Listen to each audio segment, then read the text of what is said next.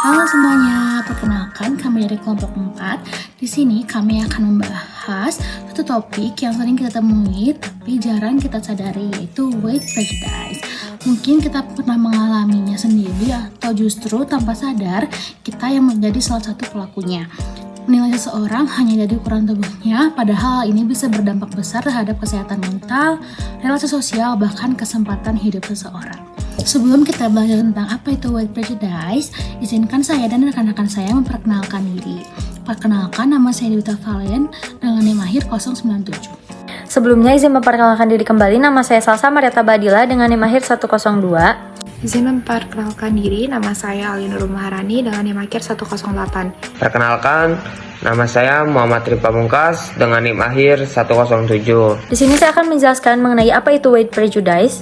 Jadi, weight prejudice atau prasangka terhadap berat badan ini dipahami sebagai bentuk prasangka sosial yang mempengaruhi cara individu untuk mempersepsi, menilai, dan berinteraksi dengan orang lain berdasarkan ukuran atau tubuh mereka.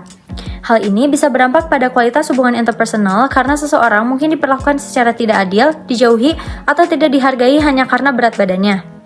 Kemudian, dalam bentuk buku teks psikologi sosial oleh David J. Myers dijelaskan bahwa prasangka sosial seperti ini menghambat interaksi yang setara karena mengaktifkan stereotip negatif dalam hubungan antar manusia, seperti anggapan bahwa orang dengan berat badan berlebih ini malas, tidak disiplin, atau kurang menarik.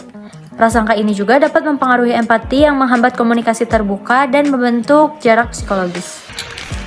Faktor yang mempengaruhi, yang pertama ada budaya dan media, yaitu media sering mempromosikan standar kecantikan atau kegantengan yang kurus atau ideal tertentu. Selanjutnya, film, iklan, dan sosial media dapat menggambarkan seseorang gemuk sebagai malas, tidak sehat, atau tidak menarik. Yang kedua, lingkungan sosial, yaitu keluarga, teman, atau guru mungkin secara tidak sadar memperkuat stereotip ini. Bullying atau ejekan di sekolah dan tempat kerja. Yang ketiga, latar belakang pendidikan, yaitu kurangnya pengetahuan bahwa berat badan dipengaruhi oleh banyak faktor, yaitu genetik, hormonal, psikologis, dan ekonomi. Selanjutnya, keyakinan bahwa kegemukan hanya akibat kurang disiplin atau rakus. Yang keempat, ada pengaruh ekonomi, yaitu orang yang berasal dari latar belakang ekonomi rendah bisa lebih berisiko mengalami obesitas karena keterbatasan akses makanan sehat dan olahraga. Dan yang kelima, norma sosial, yaitu tekanan untuk terlihat ideal menyebabkan penghakiman terhadap tubuh orang lain yang tidak sesuai standar. Saya akan menjelaskan dampak dari weight prejudice atau prasangka terhadap berat badan, terutama terhadap orang yang memiliki kelebihan atau kekurangan berat badan. Memiliki berbagai dampak negatif baik secara psikologis, sosial, maupun fisik. Yang pertama terhadap psikologis, yaitu ada harga diri rendah. Ketika orang yang menjadi korban sering merasa malu dan tidak berharga, maka akan berpengaruh terhadap harga diri mereka. Yang kedua ada kecemasan dan depresi. Stigma dan ejekan terus-menerus dapat memicu masalah kesehatan mental, seperti kecemasan hingga gangguan depresi. Yang ketiga, ada gangguan makan. Bisa menyebabkan anoreksia, bulimia, atau binge eating akibat tekanan sosial untuk ideal secara fisik. Selanjutnya ada dampak secara sosial. Yang pertama itu ada diskriminasi di tempat kerja atau sekolah. Misalnya sulit mendapat pekerjaan, promosi, atau diperlakukan tidak adil di lingkungan akademik. Yang kedua yaitu isolasi sosial. Korban menarik diri dari pergaulan karena merasa tidak diterima atau takut dihina. Selanjutnya ada bullying dan perundungan, terutama di kalangan anak SMA dan remaja. Ketika memiliki bentuk fisik yang tidak biasa, biasanya mereka cenderung menjadi sasaran bullying. Yang ketiga, yaitu dampak secara fisik atau tidak langsung, yaitu menurunnya motivasi untuk hidup sehat. Stigma menjadi membuat seseorang enggan pergi ke gym atau ke dokter karena takut didiskriminasi atau dihina.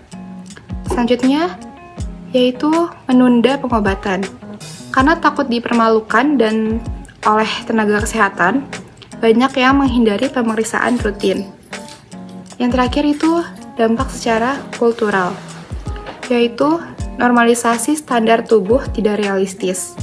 Media dan budaya pop memperkuat presensi bahwa hanya tubuh tertentu yang ideal, sehingga makin memperparah diskriminasi terhadap bentuk tubuh yang tidak biasa secara sosial. Baik, sekarang saya akan menjelaskan tentang solusi dari kasus atau topik weight prejudice ini. Yang pertama adalah meningkatkan edukasi publik. Masyarakat perlu diberikan pemahaman bahwa ukuran tubuh tidak mencerminkan nilai, moralitas, atau kapasitas seseorang agar stereotip negatif dapat dikikis. Yang kedua adalah menciptakan lingkungan yang inklusif untuk memastikan ketersediaan ruang yang nyaman dan aksesibilitas bagi orang-orang dengan berbagai ukuran tubuh. Yang ketiga adalah berhenti melakukan body shaming, menghindari komentar negatif tentang berat badan orang lain dan fokus pada kesehatan dan kesejahteraan secara keseluruhan. Yang terakhir adalah fokus pada kesehatan dan kesejahteraan, menerima diri apa adanya dan fokus pada kesehatan fisik dan mental secara keseluruhan. Baik, sebagai penutup dari pemaparan materi kita hari ini, kami dari kelompok 4 ingin mengajak teman-teman untuk menyaksikan sebuah contoh video kasus yang menggambarkan secara nyata apa yang telah kita bahas tadi. Video ini akan memperlihatkan bagaimana sih konsep yang kita dipelajari, materi-materi kita yang tadi pelajari itu muncul dalam kehidupan kita sehari-hari. Happy watching! Tahu nggak? Gak apa-apa, seger kok. Halo Tante. Hai. Kalian tuh beda banget ya adik kakak. Kamu gak telat kak? Kok tahu ini aku? Getaran tangganya beda. Ingat paha kak. Wih, gugur lagi ya. Ra, ingat lemah. Tapi gak apa-apa deh, lu terus buat ibu hamil. Misi mas, sharing mejanya boleh? Kita lagi nunggu temen ya.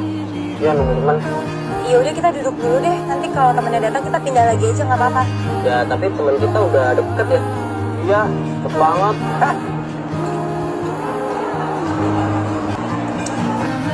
Beneran, tapi masalahnya di industri kita ini isi kepala aja nggak cukup. Penampilan juga penting.